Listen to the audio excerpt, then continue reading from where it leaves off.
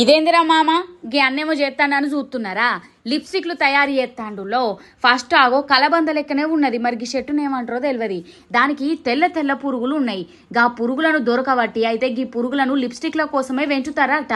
అయితే ఆ పురుగులన్నింటిని తీసి ఆగో మంచిగా దంచి మెత్తగా వేసి ఆగో నీళ్లను వేడి చేసి గా వేడి నీళ్ళల్లా గా దంచిన దాన్ని వేసిండులా.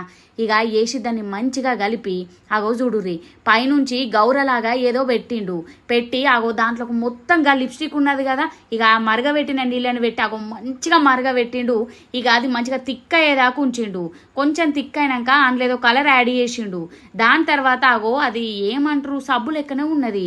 దాన్ని వేసి దాన్ని కూడా మంచిగా వేడి చేసి తైలం లెక్క చేసిండ్రు. ఇక దాన్ని గిన్నెలు యాడ్ చేసి ఆగో మౌల్స్ ఉంటాయి కదా, ఆ మౌల్డ్లలో దీన్ని నింపి ఫ్రీజ్ చేస్తే ఆగో మంచిగా లిప్స్టిక్ల లెక్క తయారైనాయి అన్నట్టు.